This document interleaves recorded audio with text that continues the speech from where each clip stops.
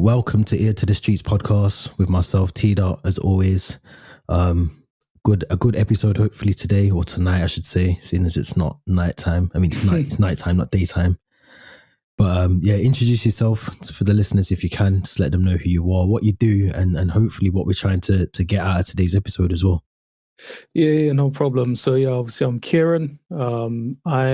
What do I do? My daytime job is a psychotherapist. So I practice in cognitive behavioral therapy. My non-daytime job is pretty much a bit everything, isn't it? The podcasting. FM. But yeah, obviously we were doing a podcast, right, as well. And yeah, that's it. But obviously, I'm on here today because my most of my time is spent working in mental health, and growing up, music was a big thing for me as well.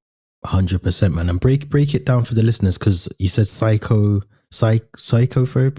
Yeah, psychotherapist. So essentially, I'm employed to work with people who are struggling with any kind of mental health difficulty.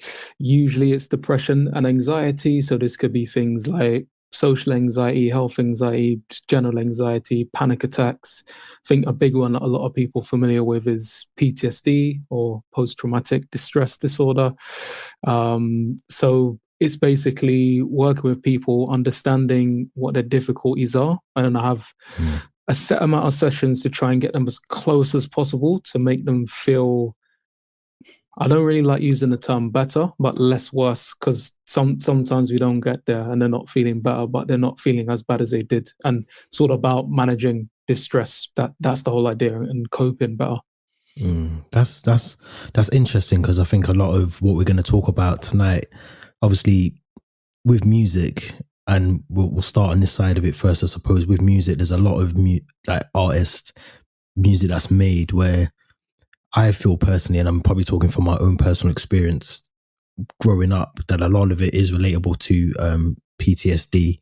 A lot of it is what you've potentially seen growing up, or just being around, some of the things that you've probably been around, or, the environments that you've been in growing up.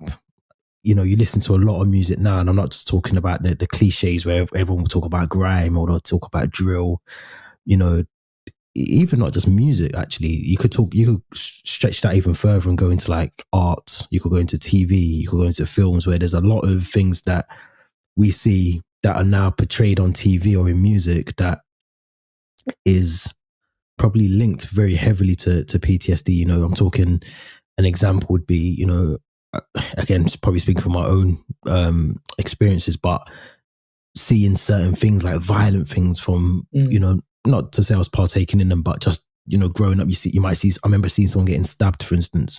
Do you know what I mean? And that obviously has, without knowing, that's probably had an effect on music.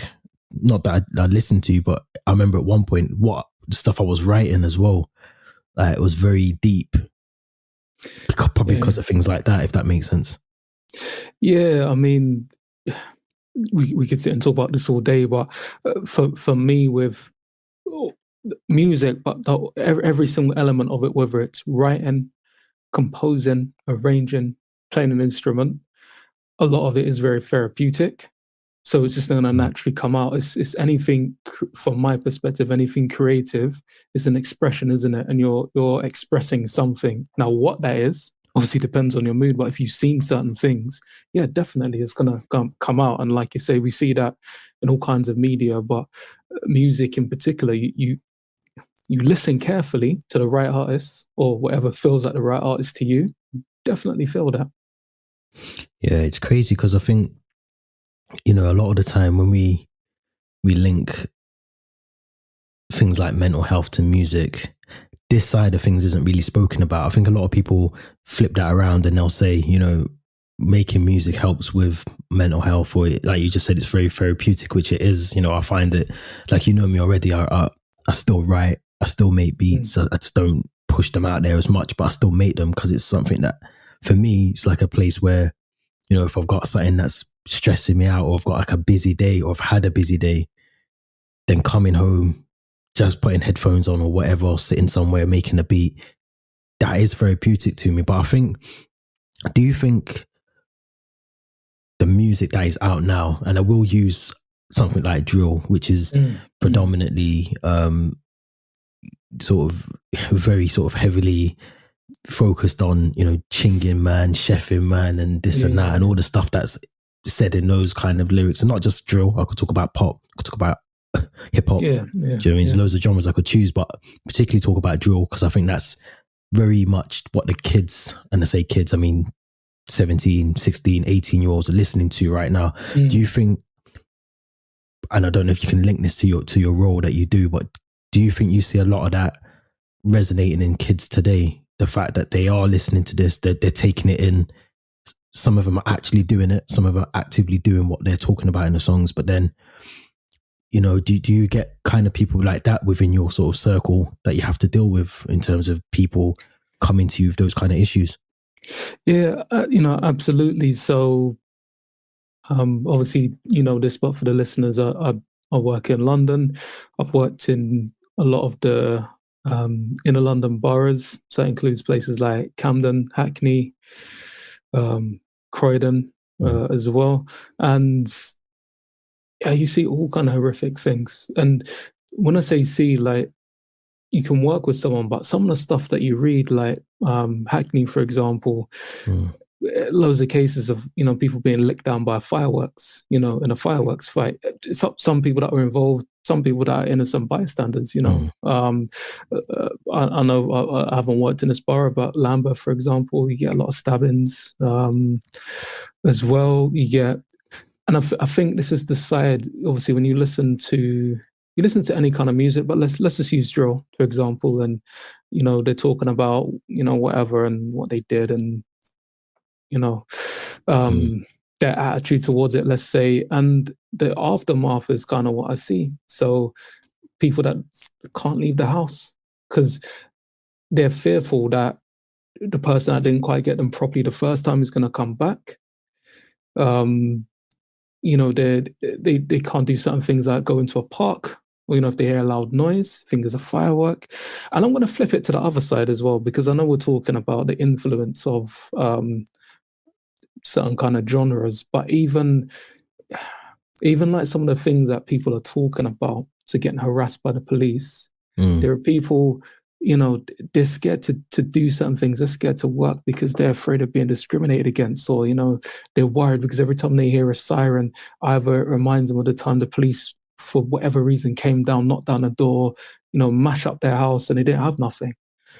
So it's all of this stuff that's in there. Yes, the message that's coming out, it is influencing kids, but there's so much other stuff in that music that tells that narrative and that story about things that are affecting people as well. You touch on a good point in terms of flipping it around and, you know, the harassment of the police, which, again, you know, you find in some artists, yes, they might be, portray a certain lifestyle, or they might talk about certain things in their songs. But one of the examples, especially when I was, how old am I now? 35. So let me say, about 19, 18 years ago, I think. Yeah, say about 17 years ago, when I was doing music, I remember some people portray a certain lifestyle, and they might not be living that lifestyle. They might be around it, but they're not necessarily involved in it. And then you get that harassment side of it from the police. So, you know, how would you, if it was me coming to you, for instance, that I don't know, I'm 18, I'm coming to you, how would you deal with me in a way where, you know, yeah, I'm portraying a certain lifestyle, it's affecting me because I'm being harassed, and then I've got the other side where I'm trying to like just live a lifestyle that potentially I'm getting wrapped up in even more without realizing it, but then the police are on my back as well. Like, I've seen it where you see video shoots and, you know, there's nothing happening there. They're filming a video. They're legitimately, they've got permission from the council. They've done everything above board, and then the police turn up and then they get harassed. So it is a vicious cycle, because people are trying to make money legitimately, and then they've got the police coming to them trying to stop them from doing that. But how would you deal with someone who well, let's flip it. How would you deal with someone, firstly, who's being harassed by the police? What would you say to them? Because there's many people out there probably that are going through that right now. Yeah, so I mean, you touch on a pertinent point in that certain people are targeted, and quite often it's music's making people violence, it's influencing the youngsters. Therefore, they need to be stopped, and the police come in. Now, first and foremost, a question. I think young people need to be heard. I think all people need to be heard, but young people need to be heard by older people, not by each other. Because yeah, that's fine. All that peer stuff is great, but they need to be heard by older people because they're human beings as well. So they got something to say. When it comes to the police, I always say to people when I work with them, my job isn't to tell them what to do, because there's a myth that within psychotherapy, it's all about changing thinking and what you're doing. It's not really about that. What it's about is having a look at things from multiple perspectives to make informed choices. So here's a story, yeah, like which you might or might not know. So I'm a big Tupac fan, yeah. There's a point where I'm sure you know all the issues he had with the police and probably more, to be fair, but there's a point where he's in the yard, he's playing music, he's at his gets adopted at some point when he's in his late teens, and he's playing his music and the police come around, and the neighbors are complaining about the police. So the police come around and they're like, you need to turn your music down. So he goes back inside and he puts on a track, "Fuck the police." Yeah, you know the one I'm talking about. Yeah, he turns it up just enough, just high enough, so that the police can hear it, but not too loud that it's bothering the neighbors. Now that's one way of dealing with it, right? And I'm not saying as a therapist this is what I'm going around telling the youngsters, but what I'm saying is it's my job to make people feel empowered to make a choice and being mindful of whatever consequences come. Because if the police come around, this is the other side of it. Police come, you're shooting a video, police come, and you back off, or you shut it down, or you listen to them. Every man's calling you a dickhead or saying that you pussied out and all of that kind of stuff. So you've got to see it from that side. And that also affects a person's mental health as well. Because people, from their perspective, they've got a certain lifestyle to live.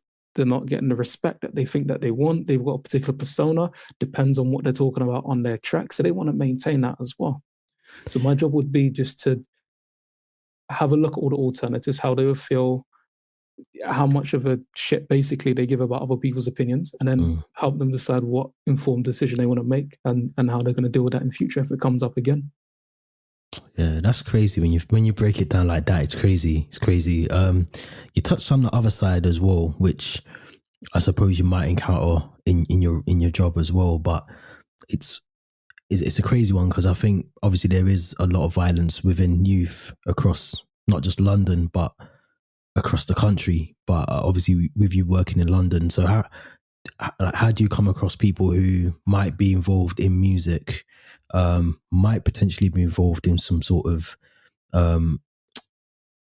street kind of crime or whatever you want to call it? I don't want to call it gang, but you know what I mean? They could be just caught up in the wrong stuff, and there might be an idiot that wants to stab them or does end up stabbing them or whatever. They develop PTSD or they develop some form of mental health. But how do you get them back on track? Because like you mentioned, some people might hear a firework, or it could be bonfire night and there's loads of fireworks going off. And how do you deal with those kind of people, and how often do you have to deal with those kind of people as well? Yeah, I was gonna say I got two initial answers for that. The first one is because of the line I work in, and within mental health, there's already issues anyway getting that kind of person in through the doors, not always because of the people, but because of the way that the service is laid out. So I'd be lying if I said I saw loads of people like that. That's step one. And an ex-colleague of mine, Dr. Noreen Dira, she's been doing a lot of work on that, thinking about actually what gets in the way. So that's the first answer. I don't see many people like that anyway.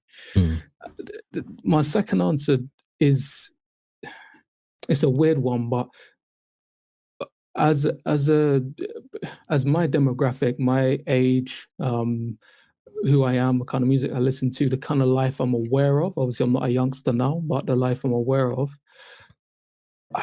I think I've got a job to do, and this isn't just me personally, this is anyone, but we've got a job to do in just showing people another side of things, like me showing myself as a vulnerable male, as a vulnerable Black person, as a vulnerable person that is, I don't know what kind of age group I'm in, if I'm in the younger or the older, but You're you in know the what I mean. last bracket like me, I'm in that cuz. middle one, innit? I'm taking the middle box. Friends in the But last bracket, man. You're in the 30 something to 40, yeah, like me. but I think it's about. I think that's one of the things, and that's getting broken down is how acceptable it is to, be in a position where you've been stabbed, you're fighting for your life, and it's okay to be scared of going out again in fear that someone else might stab you, or someone that you see that looks like the guy that stabs you makes you feel stressed and anxious and panicked. The denial of those emotions and those feelings keep you at step one. Because what happens is, without going into it too deep, you develop little defense kind of safety mechanisms. So I'm going to avoid certain areas. I'm going to avoid going out in certain times. I'm only going to take taxi or Uber or get a lift. Then when that's not available because the peas has run low or people ain't available, I'm just going to stay in my yard. I'm just going to order food. It's going to depend on other people. Then when they leave you, you end up by yourself. So the first step is always just trying to help get some acknowledgement of what is actually going on. I mean, I was going to try and avoid using this as an example, but I feel like it's going to come up. Obviously Top Boy, the last season, when Kano's character Sully, I think it's after the The scene in little the boy. house. Yeah, and he goes back Yeah. and he just keeps having the flashbacks. And the reason why I bring that up is it's done very well. Not all situations are like that, but the thing with the noise, the smell, all the senses, anything can set you off. Now, people don't know that.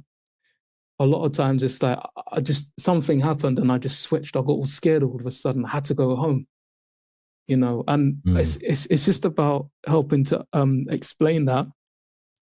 And look, I'm going to be honest, sometimes in the sessions you get tears, you get guys crying, the panicked, and girls and women as well. I should say women, panicked, and you just need to explain to them what that is in the first place. That's just step one. And if you get past that point, then there are other things that you can do to try and get people going again. It's crazy because, you're right. Top Boy was going to come up at some point because it's, especially that season, because I think it shows what is happening, not just in, like I said to you, that is a very good example because, when I said about you can find it in TV and acting and arts and stuff like that, that's a prime example. And I think that's such a key thing because in that episode, he's got to portray a certain image as that character, as Sully. He's got to be one of the top boys, so to speak. But then there's the other side to him throughout the whole season, I think, where, and forgive me, I forget the boy's name, but he's not even a boy in this one. He's almost a man.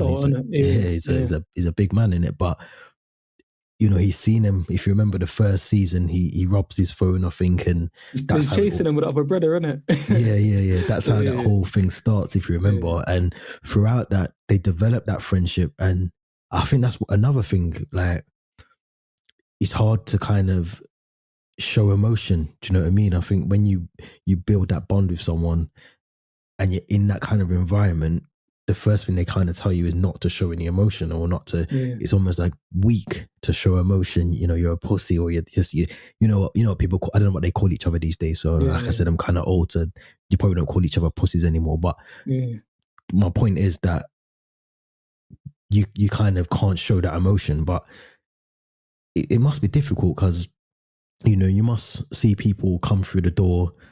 They might come and have, I don't know how it works, so again, shoot me down if this is wrong, but they might have like 1 or 2 sessions with you, and then it's easy for them not to come back because, one, they might 100%. think they've had a couple of conversations with you. Now I'm all right again. You're not seeing me again, but then that conversation just sometimes probably isn't enough just to get to the root of the problem, if that makes sense. Yeah, it can go one of two ways. It can be, I've come and I've come now, because one of the things is we always talk about who's that person there for. So I'll bring it back to music, because obviously we know that for some industries, and we're not just talking grime and drill, but other industries as well.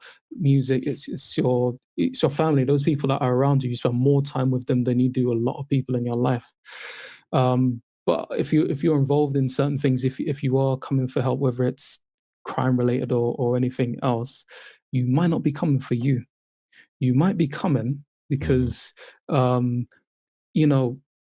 don't know, like if you're trying to perform or you're trying to rap and you're not really hitting the I don't want to say the right notes, but you're just your mindset's not there, or you might be playing an instrument, it's not there. You might be trying to produce, but you can't concentrate, you can't stay up. If it's even if it's on the street, you might be finding that you're flinching, at the wrong time. I'm not condoning violence, but we all know that you have to be in a certain mindset. You'd be on point because your life and other people's life depend on that.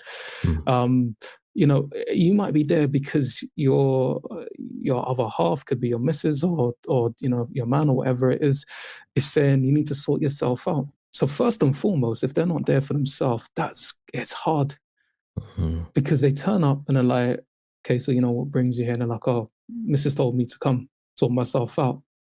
It's a motivation issue to start with, because you need them to be there for themselves. It's great that they've 100%. Come. If they've come, it usually means there is some kind of motivation there for themselves. There's something in it for them. So I'm going a long way around it, but what this translates into is they'll either come. I've done a few sessions now. I can tell the other half. I can, all right, I've got my motivation up, got my little mojo back. I can do the things with the boys, or I can go perform whatever. But you haven't got underneath what's wrong. It's just going to come back. Or the opposite. I've come, this is nonsense. You're just telling me that I need to get on with it. I know that already. So I don't want to give it time. I've come for 2 weeks. I'm not better. So what's the point? So it's a thin line, man. It's a very thin line, because it must be frustrating as well, because the amount of, not even, and I don't mean this in a way like you've put the work in with that person, but I mean, you can probably see their issues a lot clearer than they can, because obviously you're seeing it from a different perspective than they are, and it must be difficult. One thing I wanted to ask, because again, taking it away from like drill and grime and whatever, but I remember years ago when I used to go on holiday quite a lot, and obviously you go to somewhere like Ibiza or Iron Apple was the thing back then as well, and social drugs were a thing. Like they were just, it was always linked to music. If you was at music, I can say that I never took any, hand on heart, I can say that. But it was there, it was in front of you. People were just willy-nilly taking it. DJs, a lot of them still to this day. Like you look at them now and there's a couple that I could pick out of a hat and say, like, yeah, defo them. But like, it's crazy, because obviously the amount of drugs that they've probably taken over the years has affected them to the point where, yes, they might make music, but you can see they're a skeleton. Like they're a different version of themselves. If that makes sense, they're totally different. Like just how like, that's just mad to me. Like I'm not sure what I'm trying to ask you here, but it's just mad that like people kind of mask behind the music, if that makes sense. So many people, and I'm not going to just pinpoint on DJs. I know producers that are like that. I know artists. There's so many artists that I know of that, have to take certain, whether it's alcohol, whether it's actual drugs, whatever they're taking, they have to take that to feel normal. Like, do you see that as well? Do you come across people, maybe not from a music background, but do you see people like that? Well, I mean, 100% from music background. And I think first and foremost, I want to say, obviously, when it comes to things like alcohol, drugs, each their own. The thing that is annoying and frustrating with drugs, alcohol is a little bit different, but with drugs, and it depends. You've obviously got your stimulant and your depressant drugs. So like your cocaines, your ketamines brings you up, and obviously weed, alcohol, etc. brings you down. You can still get that from other stuff. That's the most frustrating thing about drugs. So And one of the frustrating things, I'll keep it music, but you can expand this to most walks of life, being a lawyer, actor, not really a footballer because it's a bit different with drugs because you get tested. But I don't know, you know. you can, but you know what I mean. Like, it's, you can buy your piss off someone else, but go on. You can, like, you can be coked up and go to the office and do finance. You can't be coked up and go play a game in a prem because you'll be tested. You might be tested. You know what I mean? You're not going to be able to do that for long. I don't know. You know, I'm not going to say nothing. I know. I don't want to get sued. But what was the point I was going to make? The thing that frustrates me about the music industry is, and particularly, I haven't touched anything around the music industry for a long time. Obviously, it was something I loved and was a bit involved in my younger days. But everything has to be done like yesterday. So yes, there's always a deadline on albums and things and EPs and singles and ones to get them out. But I've never understood the need to rush something to the point where it's done so quick that it's not that good.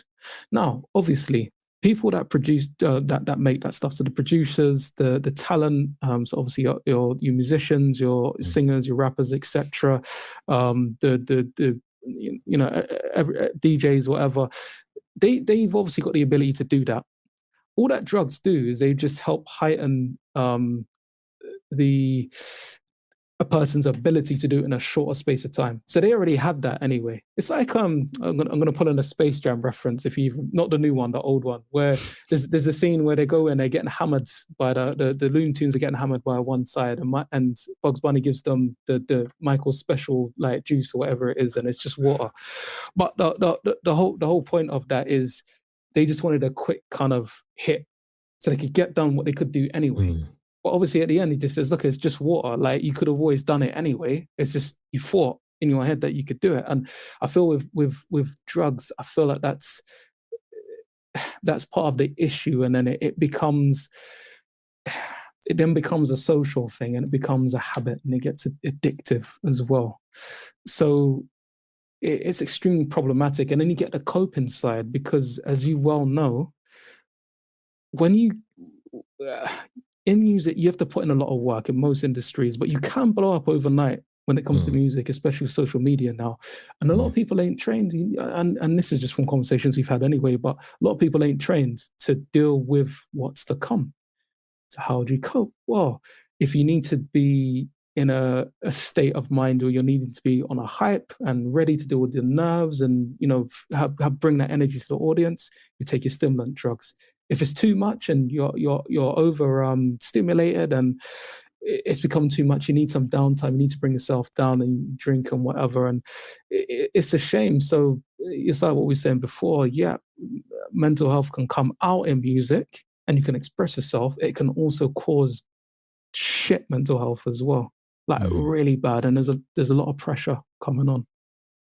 I think you hit a lot of points there, though, because I think a lot of the music that's made now is old tomorrow. Do you get what I mean? Like the cycle of music, and I think it hasn't helped, because when we were growing up, music wasn't the way it is now. Like when you had an artist, they would drop a single, they would drop about 3 or 4 singles, then they would drop an album.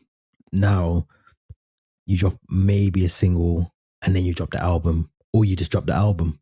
You never drop a single. And then when it's mad, because you go like, and this is one of the things that I think is a massive problem, is that like when we were growing up, the internet wasn't accessible. Yeah. And I think the internet now being accessible, being on your phone, being on an iPad, it's everywhere. You can't get away from it. So I think there's so much more opportunity for people to see things, and it's just there, and then they click on it, it's there, and it's just in front of you all the time. And I think that's a blessing and a curse, because I think obviously if you use it in the right way, it's good, but for some people it can be, you know, you might be an artist and you could see, I don't know, someone's got, I don't know, they got 300,000 on one song. So my next song has to do 500,000. That's a pressure. You know how hard that is? Yeah, well, you do. Trust me, I do, man. It's a madness. But I think I think the internet is a big thing, and in terms of mental health, because I think a lot of people, it almost gives you a false sense of how people are living, or I've used this before, I think on this podcast before, where there's a lot of artists that have regular 9 to 5 jobs, and people wouldn't know that. I'm talking big artists that have made money, but they've sold a lot of, or their music's been streamed over 10 million times, 20 million times, and they got regular jobs because they got regular bills to pay like every other person in the world. But there comes that kind of strain, I suppose, in their life as well, where they've got to pull off this certain image and like portray a certain lifestyle. Yeah. They don't want to be, it's like almost like they don't want to be seen to be living the normal life, the life that the majority of us have to live. And then it must be hard for them, because you're almost in two different worlds. You're in the world, people. You're in the world where you pay your bills like everyone else, and then you've got this other world where you might be mixing with someone. You might be on a big stage, Capital Extra stage or Wembley or whatever it is, or some big stage, and then you come off stage, and then Monday morning back you in got the work. office.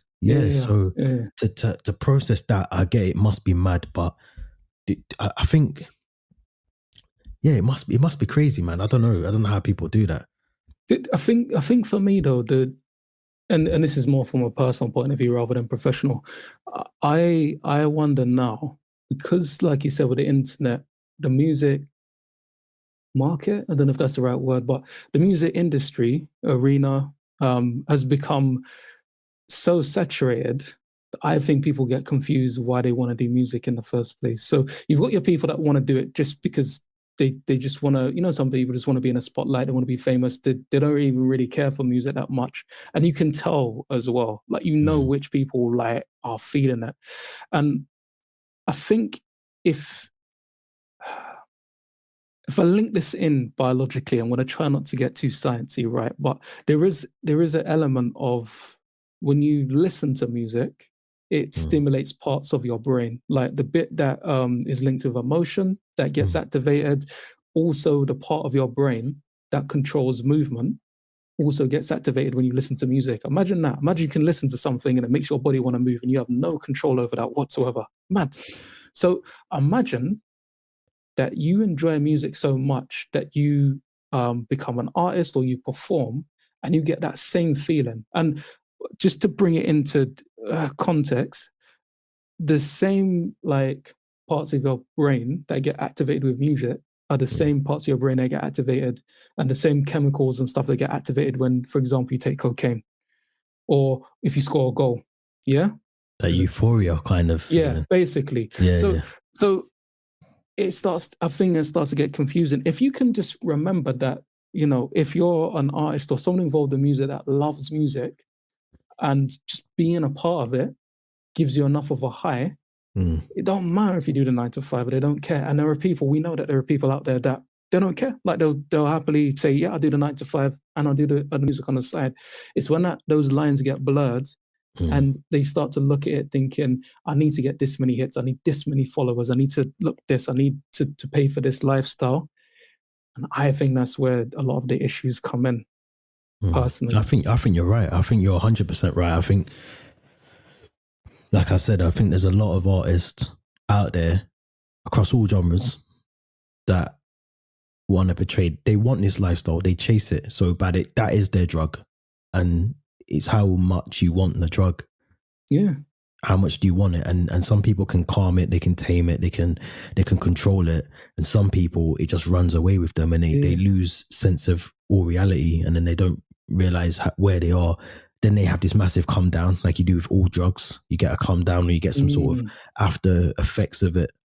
And that's the key thing. I think that's the bit. But I wanted to flip it as well, because I know we're going to wrap up soon, but I wanted to flip it because we've spoken about like the darker side of it, but there is a good side to obviously music and mental health. There's the side where, and I've done this myself over 100 million times, but when I'm feeling down or I'm not feeling my best, or, and I listen to music every day. I know you're doing the 1 album a day thing, but I just have to listen to music without even knowing I'm listening to it. I listen to music, if that makes sense. So there's a good side to mental health and music, because it helps people get through some sort of, you know, moments when they probably wouldn't have got through it without a certain song, or a certain song might remind them of something. But what's your thoughts on that? Because obviously there's two sides to every coin. Yeah, I can agree more. I couldn't imagine a life without music personally, and it's in everything that we do. Every single thing that we do. And I don't even, obviously, you know, I'm thinking more about songs and tracks and scores and all of that stuff. Listen, you can be walking down the road, you can be in a shop, someone could just be singing a song. Do you know what I mean? Like it really makes so much of a difference, you know. Occasionally I try and bring it into my work where it's relevant. So, you know, for some people, it's a case of, you know, how's your week been? You know, tell me how you're feeling. Can't really tell you how I'm feeling, but this song actually describes it quite well. Okay, you know, let's listen to it together then and see. Help me understand. But yeah, for me, music makes stuff fun. Cleaning, I've never enjoyed cleaning until, you know, certain time my mom's put bare reggae on. It's like, okay, I like this. Cooking is reggae again. You know, but even like going for a run though. Like I was having this conversation with a patient, I think it was last year. We were talking about long story short, we were just talking about how to get set up for the day. They need to do some assignments for uni, and we talk about, well, how do you start your day? They said, oh, well, you know, do X, Y, and Z, and put some music on. Okay, what music do you put on? He was like, oh, I listen to I can't remember what he said he listened to, and I said, okay, I gave my own examples. I said, look, I'm going to be honest. With the work that I do, when I go to work in the morning, especially from Monday to Thursday, I can't come and listen to grime because that is going to give a very different session. My energy is going to be different. But on Friday morning, or when I'm leaving the office, I will. So I'm saying I might listen to, you know, some jazz, or I might listen to some soul music, you know, like Charlotte Am or something like that. So gotta keep it calm. Yeah, because but it's music's like oxygen for me. If I don't have music, I'm dying. Do you know what I mean? And Yeah, 100%. I mean that literally as well. Like if I go too long without it, like life stops making sense for me personally. I have to agree with you, man. Yeah. I have to agree. You know my thing already. Like I can't, like I said, I think I can't remember the last time, even when I'm ill in bed, I've got to get my headphones on, just a little, even if it's 5 minutes of music, I've just got to zone out with the music. But yeah, I think it's definitely how you look at it. I think, you know, you could look at mental health and say that it plays a massive disadvantage to, sorry, the music can play a disadvantage to your mental health, because like we spoke about earlier, you know, there is people out there that probably don't even know that they've got, I mean, everyone, and I always say this, and you're probably one of the best people to ask, but I always think everyone's got mental health, right? You either have good mental health or you have bad mental health.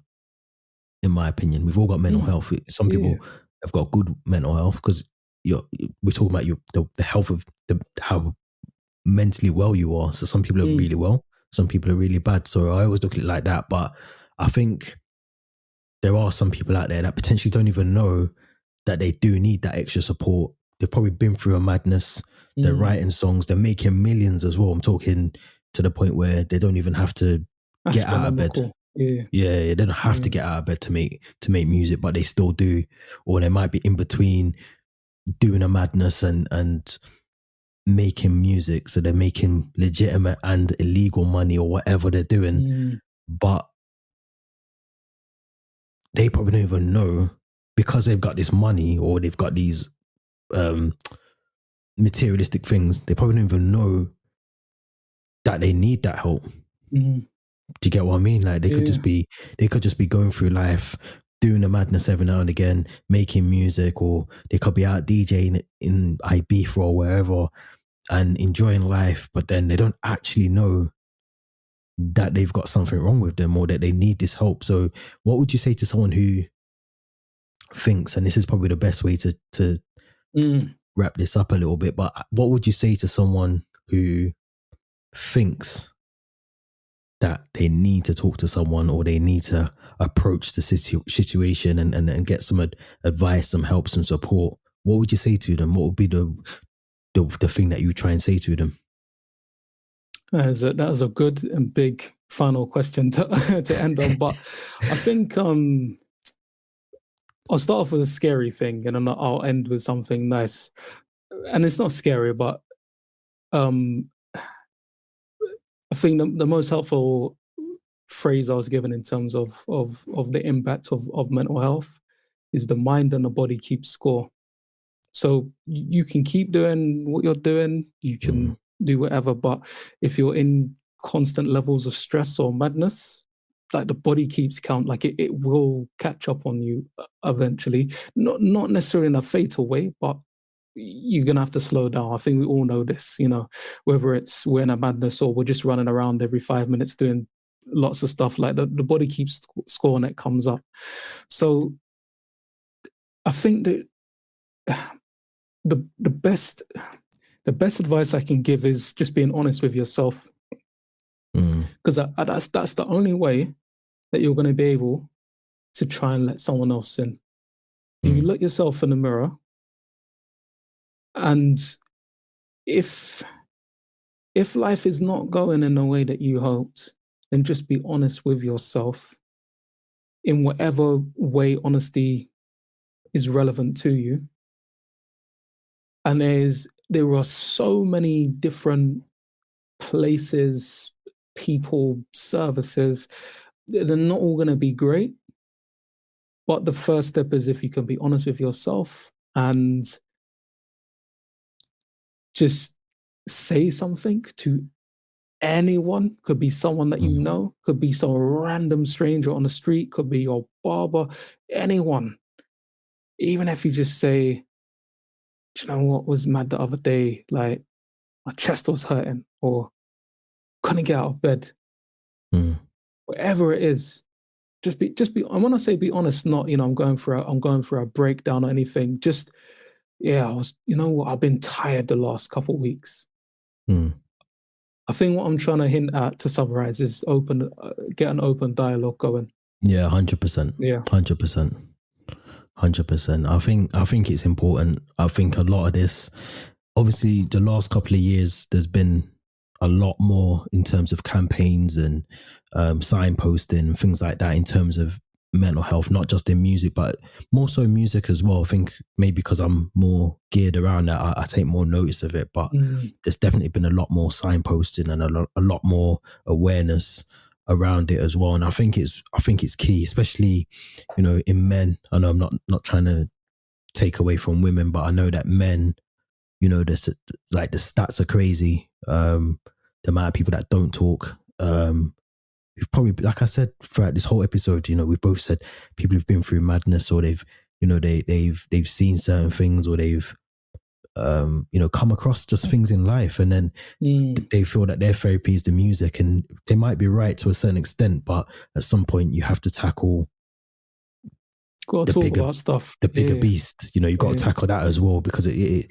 like you said, you've got to talk about things as well. And I think that's the thing that a lot of, especially young people that I've come across and doing this podcast, I've spoke to people, they've wanted to come on, and then their anxiety's got the better of them. They don't want to come on, or they don't want to come on camera, or they want to.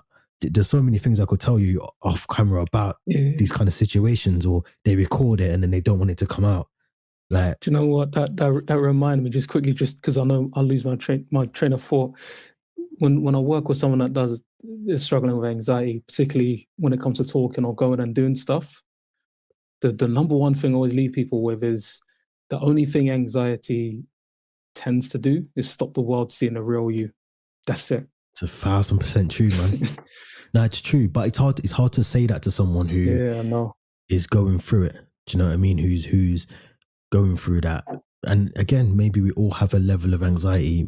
We just all know how to deal with it in our own way, in a separate way. But I think some people's is up here and some people's is, you know, -1. So they don't necessarily, you don't see it from time to time, but it's it's definitely something I think in men, young black men especially, you know, I think a lot more of them need to come forward and be open. I think the stigma of needs to be broken. I feel like it is kind of being broken. You might know more, but I feel like it's getting better. Yeah, it's not broken, but yeah, it's getting better. It needs to be broken then, because I think, like you said earlier, you know, there is that kind of thing where, you know, you come across weak, or you come across as, do you know what I mean, a bit different if you're not opening up. But I think you have to, and even more so in music, I think we are seeing that a bit more now. We're seeing people come forward. I won't name names, but I know there was two artists, big artists that a lot of people would know. One of them, he was on stage and he suffered a lot of mental health after coming off that stage because of the amount of banter that was around him. And you know, that was crazy, because I think at the time as well, he'd never done anything that big. We're talking multiple thousands of people in this stadium. He can't hear himself, so he sounds out of sync to the music. So when he came off stage, the amount of people on, you know, Twitter's the worst thing to, if you've done something bad or your name's been mentioned somewhere, the worst thing you can do is go on Twitter, because your name probably will be getting dragged on there. So it's just horrible to go on there. Another one, very big person, artist that a lot of people know, he had like a breakdown last year, and it was public. So people, a very well-known DJ, people will know who I'm talking about. He had a very public breakdown last year as well, and we're seeing it a lot more often in sort of our culture. But we're seeing a lot more people come forward as well, which I think is a positive thing. Yeah, absolutely. Is what they say, prevention's the best cure. But also, look, people have breakdowns. It happens. What that tells us is that as a society, we're not really doing enough to make it acceptable for people to come forward earlier. Anyway, so whichever way, we can still win. You know, it's a shame it has to get to that point, but where we don't want it to go to is the bit where there's no coming back. Yeah, 100%. So, and I think that's a really good way to end it, because obviously there's a lot of organizations, charities out there. I'm going to try and find some and put the links to them in the description as well, just so that, you know, anyone who's listening to this, you know, there is always an option. There's opportunities to speak to people as well. So I'm going to find, or if you've got any that you can give me, I know you'll be able to shout me some. So yeah, just let me know. And yeah, we'll put them in a link, man. And always, whenever, which I should say on here all the time, but it goes without saying, man, my inbox is always open if anyone needs to talk. Or yeah, just message me. I'm not the best person to reply. Cuz can vouch me for that. You can vouch for that. But I definitely get back to people 100%, man. So yeah, man. But I don't know if you want to shout out your book as well, man. You've got your book still there. I know you do your writing as well. After all that, talking of mental health, I haven't even mentioned it, but so a few years ago, I wrote a book called Consequences of Ignorance. So this was a mental book. Thank you, cuz it was a mental health story. I'm not going to go into too much, but it's just about a hostel, and it's about a group of people that are sort of living at the hostel, and the staff that are trying to manage them as well. There's a lot of stuff that goes on. It was influenced by a true story. So do go and check that out. You can get it on Amazon.